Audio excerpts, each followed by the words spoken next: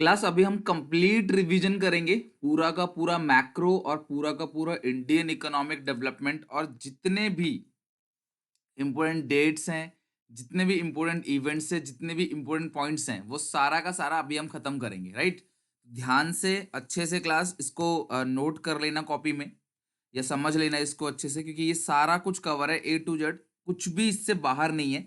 जितने भी important topics थे, जितने भी डेट इवेंट, सारे के सारे क्लास लिख लिए हैं और सारा का सारा एक बार मैं क्विक रिवीजन दूंगा आपको। एक बार जरूर इसको अच्छे से गो थ्रू करना एग्जामिनेशन में जाने से पहले।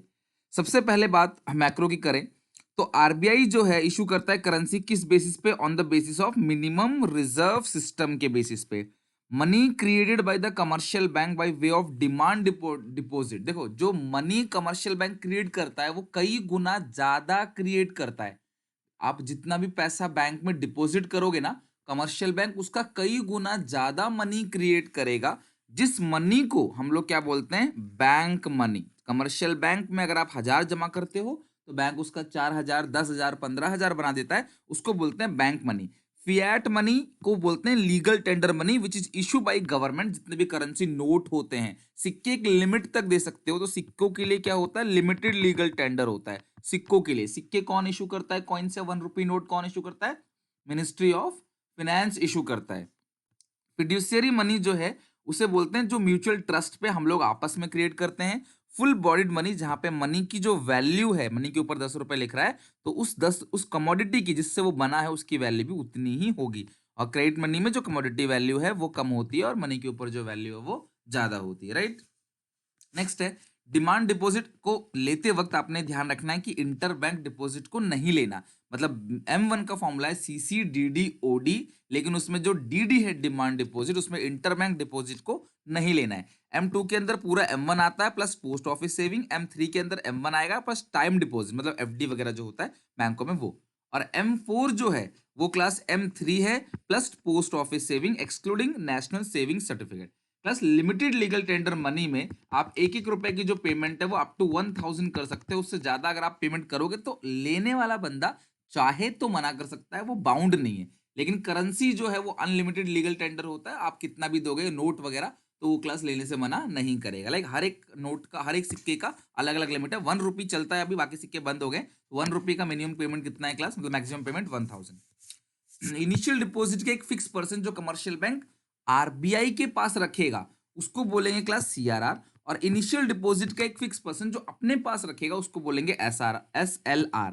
अगर कमर्शियल बैंक लोन लेगी आरबीआई से, जिस रेट पे वो लोन लेगी उसको बोलते हैं रेपो रेट। और रिवर्स रेपो रेट का मतलब क्या होता है? जिस रेट पे कभी कभी कमर्शियल बैंक के पास सरप्लस पैसा आ जाता है तो उसको पार्क करती है वो आरबीआई के पास, जिसको बोलते हैं reverse repo rate. Deposit multiplier का हमेशा इनवर्स रिलेशनशिप होता है LRR के साथ, यानी deposit multiplier is equal to 1/LRR। Inverse relationship होता है, जितना ज्यादा लीगल रिजर्व रेशियो होगा मनी मल्टीप्लाई उतना ही क्या होगा? कम होगा।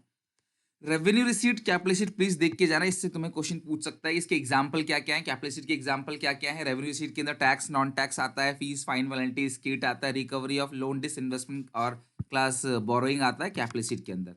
और रेवेन्यू एक्सपेंडिचर सरकार का रोजमर्रा का खर्चा, लॉ एंड ऑर्डर को मेंटेन करने का खर्चा, वैक्सीनेशन का खर्चा, राशन बांटने का खर्चा, ये सब रेवेन्यू एक्सपेंडिचर है। और कैपिटल एक्सपेंडिचर क्या होता है क्लास? आपके सारे वो खर्चे जो सरकार ने बिल्डिंग खरीदा, लोन को सरकार ने रीपे किया, या सरकार ने कोई बड़े प्रोजेक्ट पे इन्वेस्ट किया, कहीं बाहर इन्वेस्ट किया, वो सब कैपिटल एक्सपेंडिचर है। डायरेक्ट टैक्स जो होता है क्लास वो प्रोग्रेसिव इन नेचर का होता है, आप डायरेक्ट टैक्स का बर्डन किसी और के ऊपर शिफ्ट नहीं कर सकते। इनडायरेक्ट टैक्स जो है वो जीएसटी है, वो कस्टम ड्यूटी है, बर्डन आप ग्राहक के ऊपर शिफ्ट कर देते हो, जो रिग्रेसिव इन नेचर का होता है, राइट? स्कीड क्या होता है क्लास? जब कोई ऐसा इंसान जिसके पास प्रॉपर्टी है लेकिन उसकी डेथ हो जाती है, उसका कोई वारिस नहीं है, तो पैसा स्टेट गवर्नमेंट ले लेती है। अगर कंट्री में इन्फ्लेशन है तो बनेगा सरप्लस बजट, और कंट्री में डिफ्लेशन है तो बनेगा डेफिसिट बजट। और ये दोनों की, इन्फ्लेशन में सरप्लस बजट बनेगा, डिफ्लेशन में डेफिसिट बजट बनेगा, ये लिखा कहां पे है क्लास? इकोनॉमिक स्टेबिलिटी के अंदर। कंट्री में इन्फ्लेशन में सरप्लस बजट बनेगा, डिफ्लेशन में डेफिसिट बजट बनेगा, ये चीज लिखा कहां पे है क्लास? ये चीज लिखा हुआ है क्लास किसके अंदर? इकोनॉमिक स्टेबिलिटी के अंदर, राइट? जो बजट के 4 ऑब्जेक्टिव याद है ना क्लास आपको? बजट के 4 ऑब्जेक्टिव याद है ना? MERA, उसी में से क्लास इसके अंदर, राइट?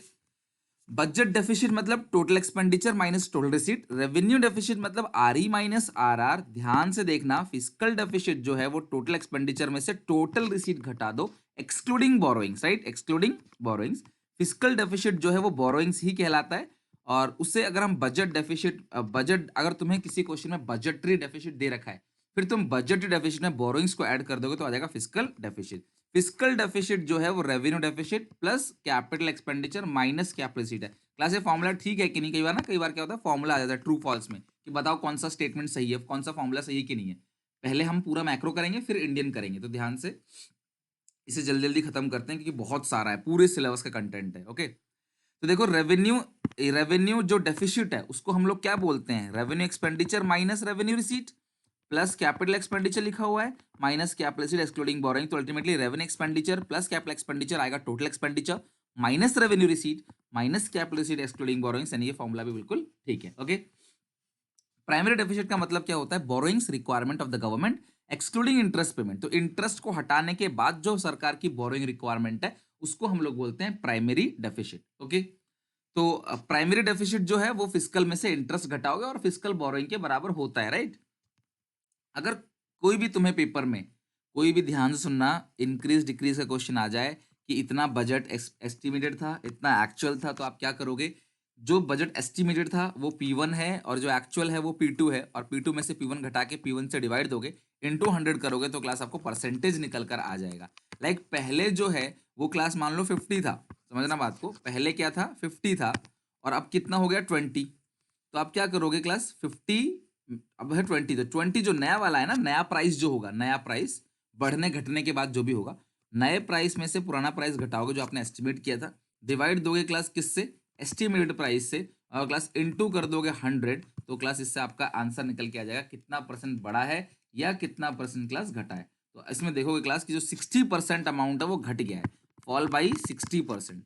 ध्यान रखना, P2 minus P1 upon P1 into 100, तो नेगेटिव है क्लास, घट रहा है, ये फॉल हो रहा है, तो इसलिए क्लास क्या बोलेंगे इसको? नेगेटिव। घट रहा है कितने परसेंट से? 60% से।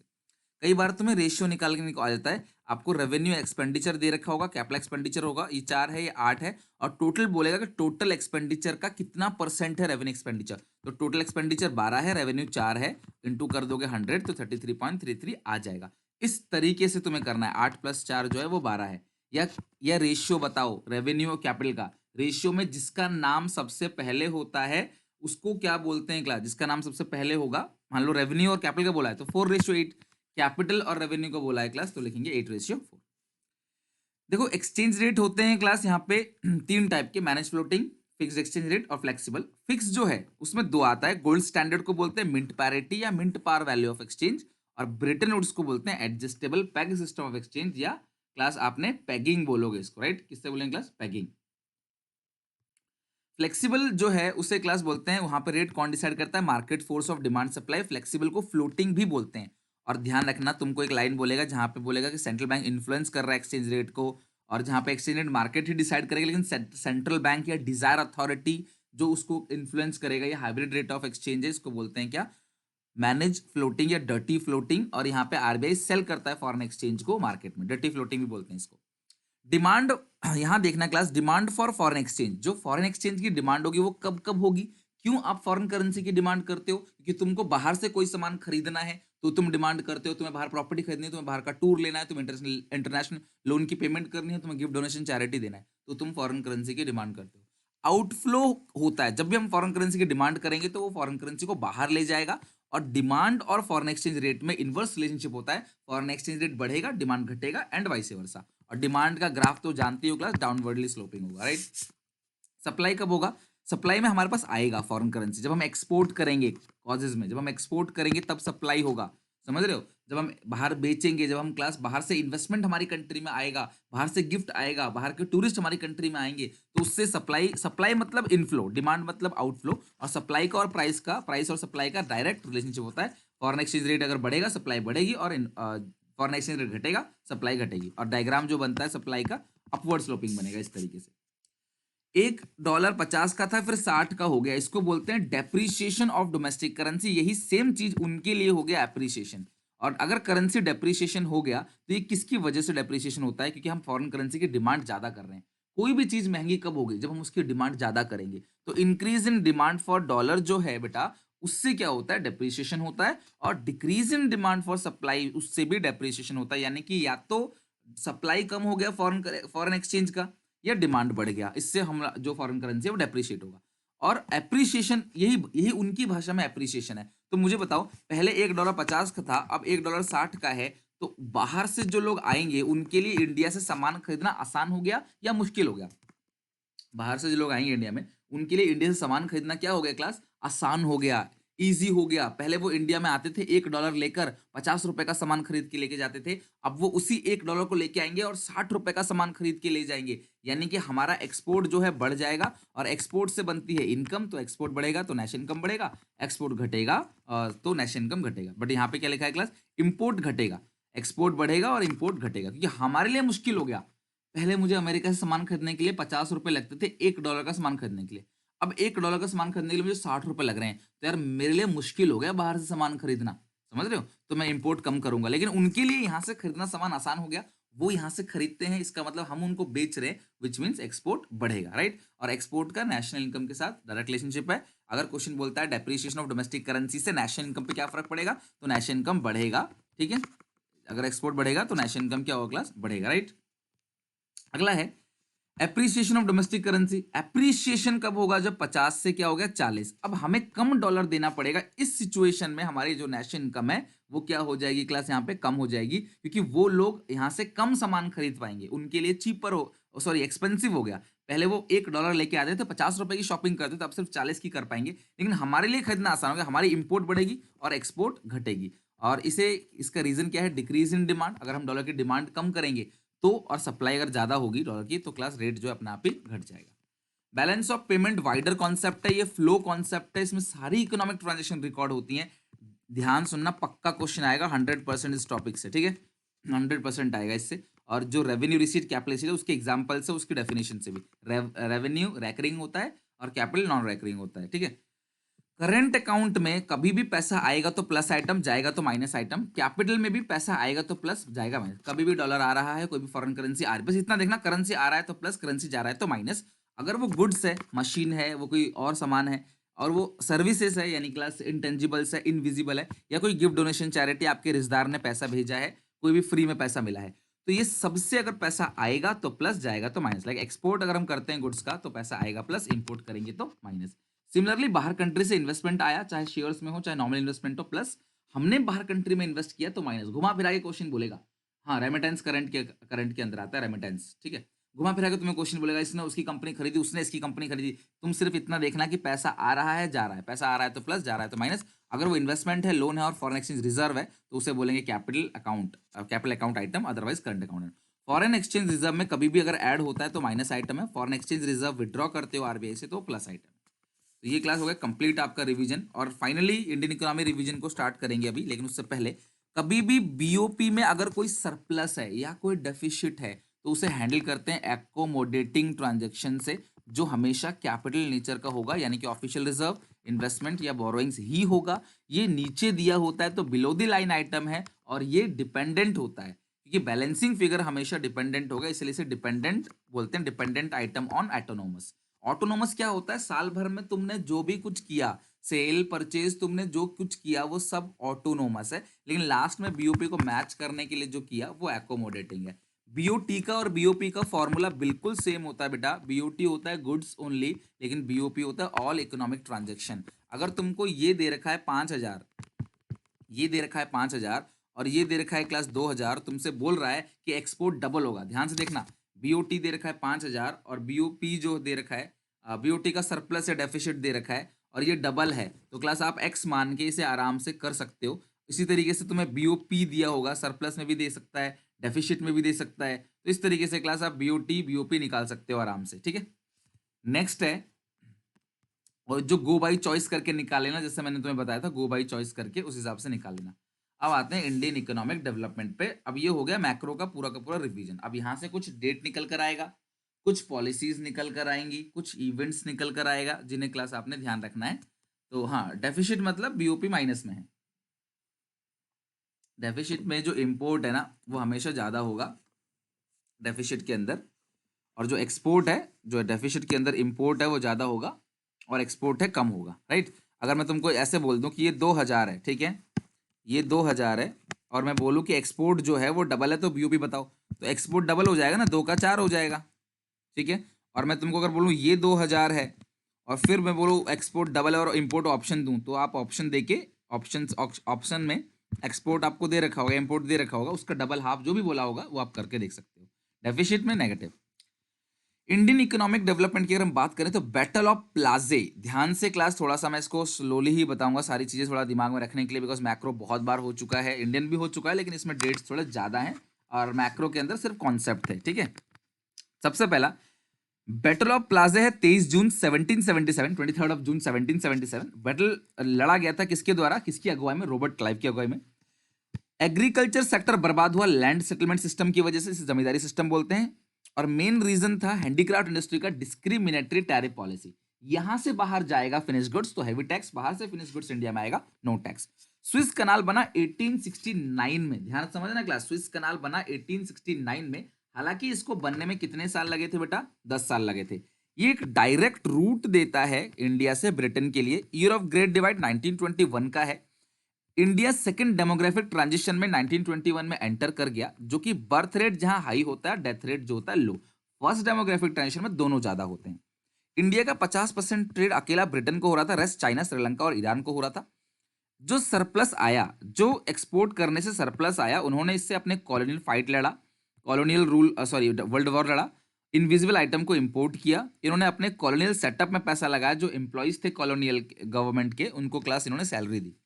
इसको ध्यान रखना 1907 में बना, कब बना, 1907 में। समझ लो कि 1900 का पहला पहला दौर जो था उसमें जमशेदपुर टाटा ने जमशेदपुर क्लास यानी कि बिहार में ऑफिशियल सेंसस जो है, सॉरी ऑफिशियल मतलब बिहार में इन्होंने क्लास स्टैब्लिश किया टिस्को को।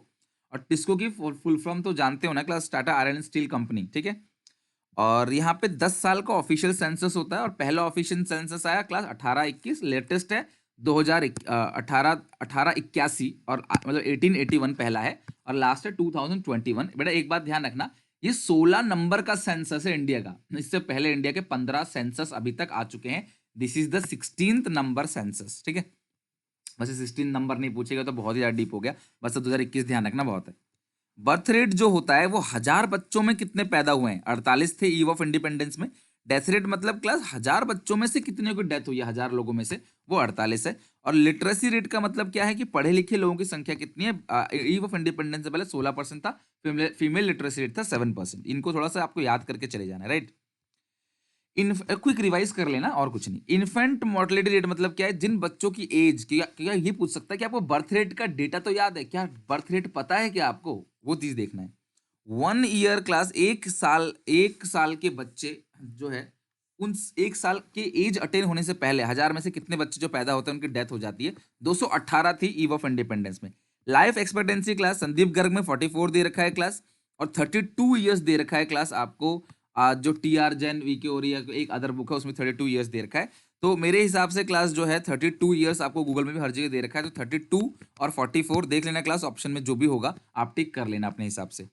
उसके बाद जो बेस्ट इंडिकेटर है इकोनॉमिक कंडीशन, देखो नेशनल इनकम को देने के लिए, नेशनल इनकम और पर कैपिटा इनकम, ये चीज ना बहुत सारे अलग अलग लोगों ने दी थी, लेकिन ये चीज सिग्निफिकेंट किसका माना जाता है, डॉक्टर वी के आर वी राव का। नेशनल इनकम और पर कैपिटा इनकम की बात जो की थी, वो उसके लिए जो सिग्निफिकेंट है, बेस्ट इंडिकेटर है नेशनल इनकम को देखने का, इकोनॉमी को देखने का, उनका नेशनल इनकम और पर कैपिटा इनकम जो सिग्निफिकेंट है वो डॉक्टर क्लास वी के आर वी राव का है। इंडियन रेलवे आया 1850 में, उन्होंने कोई खास डेवलपमेंट किया नहीं रेलवे और पोस्ट और टेलीग्राफ के लिए। पोस्ट था आम जनता के लिए, टेलीग्राफ था किसके लिए, कॉलोनियल रूल के लिए। जब पार्टीशन हुआ इंडिया पाकिस्तान और बांग्लादेश का, तो उस समय जो जूट इंडस्ट्री है उसको काफी नुकसान हुआ। कौन सी इंडस्ट्री को, जूट इंडस्ट्री को। Growth per capita GDP before 20th century में 0.5% था, जबकि जीडीपी का ओवरऑल ग्रोथ रेट 2% से भी कम था।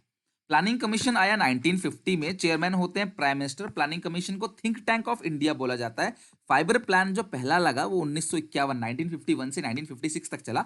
आखिरी नंबर का था 12वां नंबर जो चला 2012 से 2017 तक। लॉन्ग टर्म फाइबर प्लान को पर्सपेक्टिव फाइबर प्लान ही बोलते हैं। और प्लान हॉलीडे चला थर्ड प्लान के फेल होने के बाद 1966 से 1967, 1967 से 1968, 1968 से 1969, कुल मिला के ये 3 साल। NITI Aayog, national institution for transforming India, वो 1 जनवरी 2005 को 15 को आया नीति आयोग, और यहाँ पे भी जो चेयरमैन है वो प्राइम मिनिस्टर ही रहते हैं। पीसी महालनोबिस जो है वो आर्किटेक्ट ऑफ इंडियन प्लानिंग है, ध्यान रखना, आर्किटेक्ट ऑफ इंडियन प्लानिंग। इनका जो मॉडल है वो हमने सेकंड 5 प्लान में यूज किया। इन्होंने इंडियन स्टैटिस्टिकल इंस्टीट्यूट बनाया और इन्होंने एक संख्या चालू की, इन्होंने क्लास लिखा था एक जर्नल जिसका नाम था संख्या। लैंड रिफॉर्म का मतलब क्या है क्लास की, रूल रेगुलेशन बनाना लैंड के रिगार्डिंग, और लैंड रिफॉर्म सक्सेसफुल हुआ वो क्लास कहां पे, केरला में और वेस्ट बंगाल में। मार्केटेड सरप्लस का मतलब क्या होता है, जो अनाज बेचने के, जो अनाज अपने खुद के कंजप्शन के बाद बच जाता है आपके पास, जो आप मार्केट में बेचते हो, that is called market surplus. Green revolution class आया 1960s 1970 में, मिड ऑफ 1960s 1970 में, जो कि पहला फेज था वो सिर्फ आया पंजाब, आंध्र प्रदेश और तमिलनाडु में, जो वीट और राइस के लिए था बेसिकली ग्रीन रेवोल्यूशन। क्लियर है यहां तक? और अर्लियर, इससे पहले ग्रीन रेवोल्यूशन से पहले हम लोग यूएस से बहुत सारी चीजें इंपोर्ट करते थे, मतलब अनाज, जो PL 480 एक लॉ था उसके तहत। फेज 2 के अंदर मिड 1970 1980 में आया, जो बाकी अलग अलग देशों में different kind of other commodity like बाजरा, मेज, जवार, ये सारी चीजें ग्रीन रेवोल्यूशन में इंट्रोड्यूस हुई। HYV सीड्स आ रहे थे क्लास कब, 1966 में, खरीफ सीजन में। HYV सीड्स को मिरेकल सीड भी बोलते हैं, ठीक है। और ग्रीन रेवोल्यूशन के फादर कौन थे क्लास, ग्रीन रेवोल्यूशन के फादर याद है क्लास कौन थे, ग्रीन रेवोल्यूशन के फादर बताओ क्लास, यहाँ पे स्पेस है। इंडिया में जो ग्रीन रेवोल्यूशन थे, ग्रीन रेवोल्यूशन जो इंडिया में हुआ, क्योंकि हर एक कंट्री में चल रहा था क्लास, जो इंडिया में ग्रीन रेवोल्यूशन था उसके फादर कौन थे class, doctor Swaminathan, right, Swaminathan, ठीक है, वो फादर थे। इंडस्ट्रियल पॉलिसी रेजोल्यूशन आया 1956 में, और इसके अंदर 3 स्केड्यूल थे, A17 इंडस्ट्री, B12 और बाकी बची कुछ चीज जो थी रेस्ट। यहाँ पे डोमिनेंट किसका था, पब्लिक सेक्टर को डोमिनेंस दिया गया था।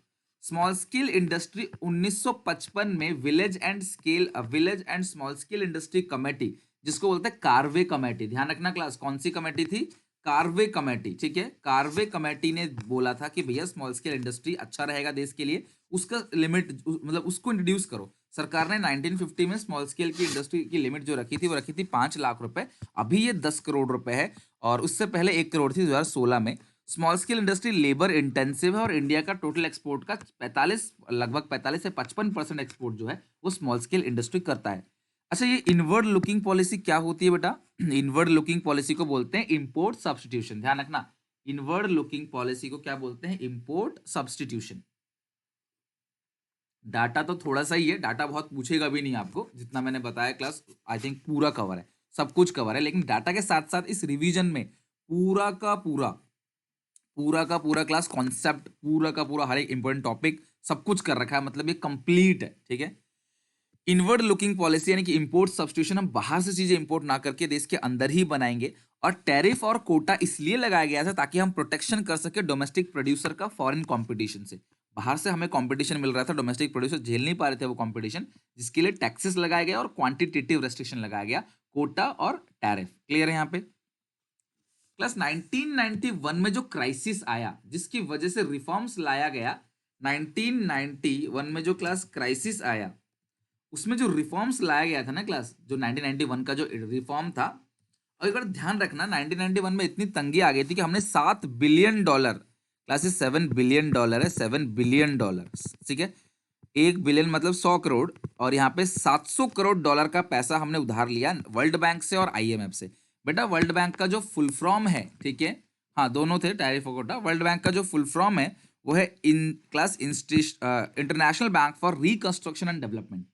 International bank for reconstruction and development, world war 2 के बाद जब बहुत बुरी दुर्गति हो गई पूरे वर्ल्ड में, तब ये बैंक बना उन कंट्री को उधार देने के लिए जिनकी क्लास दुर्गति हो गई थी, रिकंस्ट्रक्शन, जिनको पुनर्निर्माण करना था, राइट है क्लास। IBRD मतलब class world bank, world bank का जो दूसरा नाम है क्लास वो है IBRD, international bank for reconstruction and development, right. Reform आया क्लास जुलाई 1991 में, प्राइम मिनिस्टर थे class doctor PV Narasimha Rao, finance minister थे doctor Manmohan Singh. Devaluation of currency किसके अंदर आएगा, फॉरेन एक्सचेंज रिफॉर्म्स के अंदर। टैक्स रेट कम हो गया, वो आएगा टैक्स रिफॉर्म के अंदर। ब्रेन ड्रेन, जब समझदार पढ़े लिखे लोग देश को छोड़कर बाहर चले जाते हैं और उनके लिए काम करते हैं, दिस इज कॉल्ड, ठीक है, दिस इज कॉल्ड क्लास आपका इंजीनियर्स, इंजीनियर, डॉक्टर, चार्टर, जो चार्टर अकाउंटेंट है बाहर चले जाते हैं उसको बोलते हैं ब्रेन ड्रेन। बेटा टैरिफ जो है वो कम किया गया और लिमिट्स को लगा दी गई कि भैया इससे ज्यादा लिमिट जो है आप बाहर से सामान नहीं मंगा सकते, एक लिमिट है, वो लिमिट को कम कर दी गई। प्राइवेटाइजेशन की मीनिंग क्या है? Government companies are converted into private company into two way, जिसको बोलते हैं प्राइवेटाइजेशन। पहला, विड्रॉल ऑफ गवर्नमेंट ओनरशिप, सरकार की ओनरशिप और मैनेजमेंट हटा दी जाए और प्राइवेट सेक्टर को दिया जाएगा by class outright sale of public sector company, ठीक है, सेल करेंगे पब्लिक सेक्टर कंपनीज को, तो ये सारी चीजें प्राइवेटाइजेशन होगी। लेकिन अगर हम पब्लिक सेक्टर एंटरप्राइज को बेच देते हैं, पब्लिक सेक्टर एंटरप्राइज के शेयर आम जनता को बेच देते हैं, दिस इज कॉल्ड डिसइन्वेस्टमेंट, ठीक है, this is called disinvestment. World trade organization, ठीक है, वर्ल्ड ट्रेड ऑर्गेनाइजेशन जो है वो आया क्लास 1 जनवरी 1995 में, 1995 में, और उससे पहले उसका नाम था गैट, जो कि 1948 का था। 1 जनवरी 2005 को, सॉरी 1995 में 164 कंट्री ने क्लास जो है मतलब इसके मेंबर थे, और जबकि पहले शुरुआत हुआ था 23 कंट्री से। इसका हेडक्वार्टर जिनेवा में है, स्विट्जरलैंड में है। ट्रेड अगर दो कंट्री के बीच होता है तो उससे बोलते हैं बायलैटरल ट्रेड, और अगर ट्रेड होता है दो से ज्यादा कंट्री के बीच में तो उसे बोलते हैं मल्टीलैटरल ट्रेड। बट डाउट मैं आपके लास्ट में ले लूंगा सारे के सारे, तो अभी ये सारे सारी चीजें थोड़ा सा दिमाग में ध्यान रख लो। प्री इंडिपेंडेंट इंडिया यानी कि आजादी मिलने से पहले बेटा किसने बात करी थी सबसे पहले पॉवर्टी लाइन की? दादा भाई नारोजी ने। अगर दादा भाई नारोजी की बात करें तो इन्होंने जेल कॉस्ट ऑफ लिविंग भी दिया था, और इनको ग्रेट ओल्ड मैन भी कहा जाता है, ये फेल्ड मैन भी कहे जाते हैं, ठीक है, ये इनकी क्लास नाम है, इनको दादा भाई नारोजी को ये सारी चीजों से बुलाया जाता है। क्रॉनिक पुअर का मतलब क्या है? बहुत खराब हालत है, हमेशा गरीबी रेखा से नीचे है, या मोस्टली गरीबी रेखा से नीचे, कभी अगर ऊपर चला गया एक बार तो अदरवाइज गरीबी रेखा से नीचे है। ट्रांजिएंट पुअर को हम लोग बोलते हैं चर्निंग पुअर और ओकेजनली पुअर। चर्निंग पुअर मतलब कंटिन्यू ऊपर नीचे होता रहता है, ओकेजनली मतलब हमेशा ऊपर रहता है, कभी बस नीचे आ जाता है। क्लियर है यहां तक? आगे है class monthly per capita expenditure. Monthly per capita expenditure जो है वो Tendulkar committee, monthly per capita expenditure जो है वो कौन सी कमेटी ने दिया था बेटा? तेंदुलकर कमेटी। और इससे पहले जो कार्वे कमेटी बताया था मैंने आपको, इससे पहले जो क्लास कार्वे कमेटी बताया था, कार्वे कमेटी के अंदर क्या क्या था बताओ क्लास? कार्वे कमेटी के अंदर क्या क्या था? कार्वे कमेटी के अंदर हमने क्या पढ़ा था बताओ? कार्वे कमेटी के अंदर स्मॉल स्केल इंडस्ट्री, ईयर कौन सी थी? ईयर कौन सी थी क्लास बताओ जरा? क्लास एक सेकंड यहाँ पे इसको एक बार ठीक कर लो क्लास, ये ग्रेट ओल्ड मैन है, ये फेल्ड मैन यहाँ से हटा दो बेटा, ये गलती से यहाँ पे लिख गया है। ग्रेट ओल्ड मैन ही जो ग्रेट ओल्ड मैन है और जेल कॉस्ट ऑफ लिविंग है, ठीक है, दादा भाई नारोजी।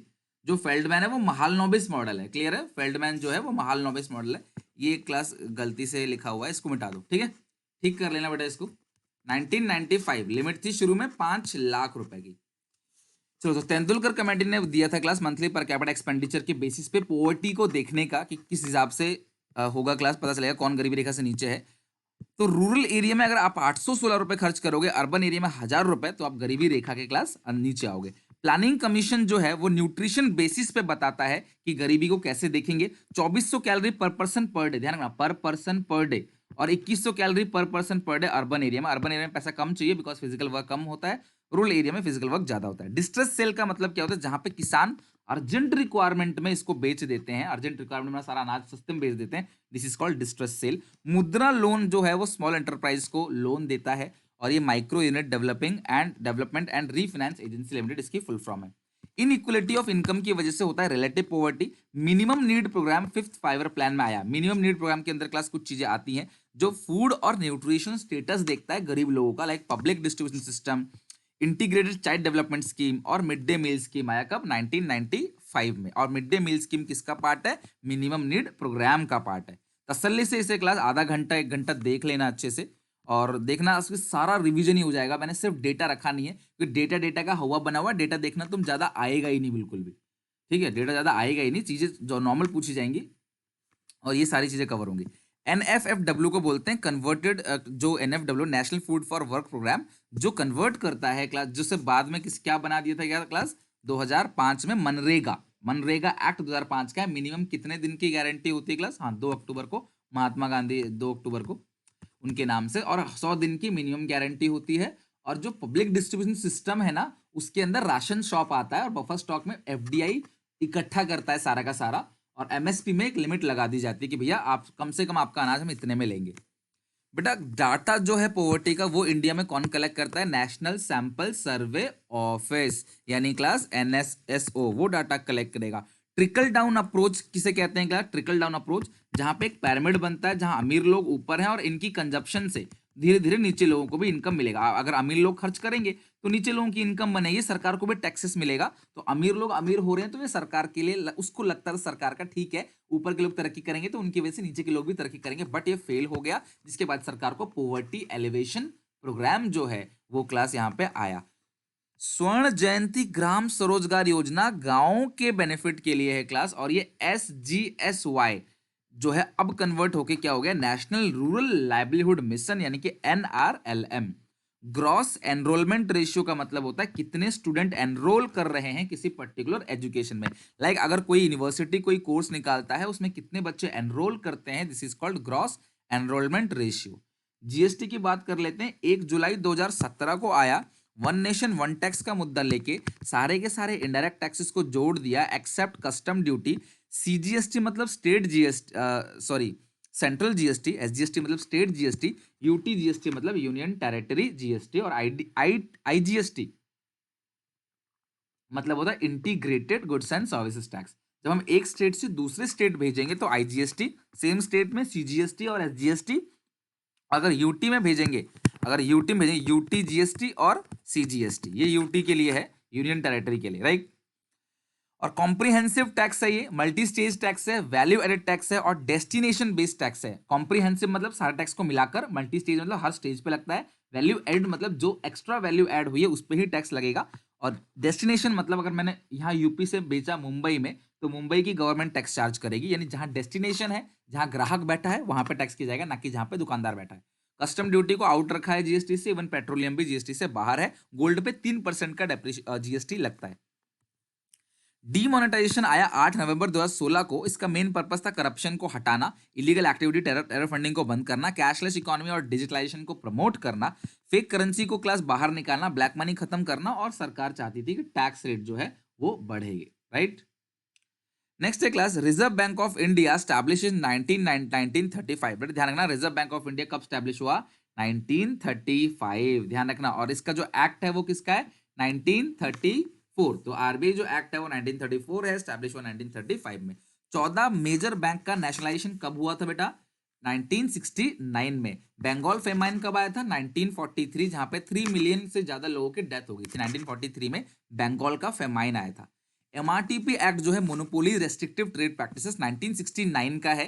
1969 का एमआरटीपी एक्ट है। एक चीज और हुई थी 1969 में, क्या? एक चीज और हुई थी, 14 नेशनल बैंक, 14 बड़े बैंकों का नेशनलाइजेशन हुआ था, ठीक है। Bank of issue supreme bank या RBI reserve bank of India कहते हैं, और इसे क्लास बदल कर किसमें कर दिया गया एमआरटीपी एक्ट को?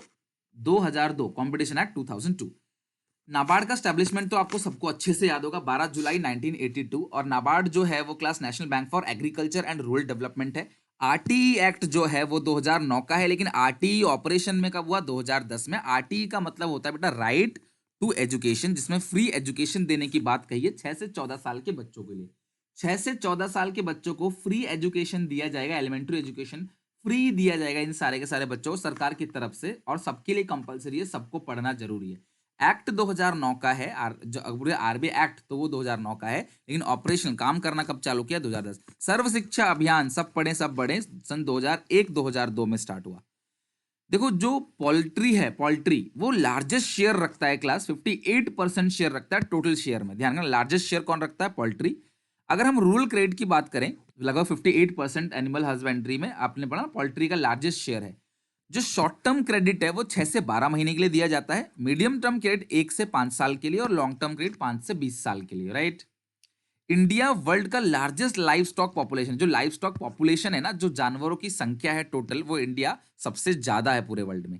बेटा प्रिवेंटिव मेडिसिन मतलब जब टीकाकरण होता है, वैक्सीनेशन। क्यूरेटिव मेडिसिन मतलब जब आपको बीमारी के टाइम पे इलाज दिया जाता है तब होता है। और सोशल मेडिसिन का मतलब जब आप हेल्थ लिटरेसी को फैला रहे हो, this is called social medicine. All India council of technical education को बोलते हैं एआईसीटीई, जो टेक्निकल एजुकेशन के लिए है क्लास। दूसरा है, हाँ, फ्रूट्स और वेजिटेबल्स का प्रोड्यूसर जो है इंडिया सेकंड नंबर पे है, यानी हॉर्टिकल्चर में। आईसीएमआर होता है Indian council of medical research, जो मेडिकल लाइन का है। एनसीईआरटी टेक्स्ट बुक इशू करता है, क्या करता है क्लास? टेक्स्ट बुक बनाता है, स्टडी मटेरियल बनाता है बच्चों के लिए। National council for of educational research and training, educational research है और फिर एंड ट्रेनिंग है। UGC class university grant commission है। और एजुकेशन सेस कितना लगता है बेटा? 2%। जो एजुकेशन सेस लगता है 2%। और सेस का मतलब क्या होता है? टैक्स पे टैक्स, जो आपका टैक्स आया है उसका 2% लगता है। ह्यूमन कैपिटल रिकग्निशन की जो अहमियत है वो कौन से फाइबर प्लान में लगी बेटा? वो लगी 7th फाइबर प्लान में। कौन से में? 7th। और एजुकेशन और हेल्थ जो है ये ट्विन पिलर है, जो ह्यूमन मतलब कि देश की तरक्की के लिए ये ट्विन पिलर है। माइक्रो क्रेडिट की बात की जाए, माइक्रो क्रेडिट नीड की बात की जाए, माइक्रो क्रेडिट नीड में सेल्फ हेल्प ग्रुप आता है जो बेसिकली लोन किसके लेता है? कंजप्शन पर्पज से। तनवा एक वर्ड है क्लास जिसको बोलते हैं तमिलनाडु वुमेन इन एग्रीकल्चर, ठीक है? Tamil Nadu women in agriculture, this is called तनवा। ये भी सेल्फ हेल्प ग्रुप है वुमेन्स का। कहां पे क्लास? यहाँ पे तमिलनाडु में। डिफरेंट पॉलिसी इंस्ट्रूमेंट याद है क्लास? किस हेडिंग के अंदर था? कौन बताएगा? डिफरेंट पॉलिसी इंस्ट्रूमेंट किस हेडिंग के अंदर था? डिफरेंट पॉलिसी इंस्ट्रूमेंट, इसके अंदर 3 चीजें आती है, MSP, minimum support price, buffer stock और पीडीएस। ये एग्रीकल्चर सेक्टर में फायदा देने के लिए था किसानों को। बट डिफरेंट पॉलिसी इंस्ट्रूमेंट किसके लिए था क्लास? एग्रीकल्चर मार्केटिंग के अंदर। गुजरात का लिज्जत पापड़ और मिल्क कोऑपरेटिव, ये क्लास कोऑपरेटिव जो मार्केटिंग है उसका अच्छा खासा एग्जाम्पल है। और गुजरात में व्हाइट रेवोल्यूशन क्लास आया जिसको बोलते हैं ऑपरेशन फ्लड 1970 में, जिसे क्लास नेशनल डेयरी बोर्ड ने, एनडीडीबी ने क्लास लाया। और कौन थे क्लास उसमें? डॉक्टर वर्गीस क्रेन। और ये उसके बाद इंडिया वर्ल्ड में रैंक 1 पे आ गया। और येलो रिवोल्यूशन किसके लिए था? व्हाइट रेवोल्यूशन फॉर मिल्क था, yellow revolution for mustard oil, sesame seed. और गोल्डन रेवोल्यूशन था हनी और हॉर्टिकल्चर के लिए। जब मैं बोलता हूँ हॉर्टिकल्चर तो हम बात करते हैं फ्रूट्स, वेजिटेबल, ट्यूबर क्रॉप और फ्लोरिकल्चर। कौन बताए क्लास? फ्लोरिकल्चर क्या होता है? किसी को पता है क्लास? फ्लोरिकल्चर फ्लावर से रिलेटेड होता है, ठीक है? फ्लावर से related, this is called floriculture, right? तो बस यही था, सारा का सारा था क्लास। देखो सारा का सारा हमने यहाँ पे बिल्कुल A to Z पूरा का पूरा फिनिश कर लिया। अब आप एग्जामिनेशन में इसको अच्छे से पूरा पढ़ के जाके क्लास इसको एकदम परफेक्ट तरीके से क्लास कर लेना, राइट?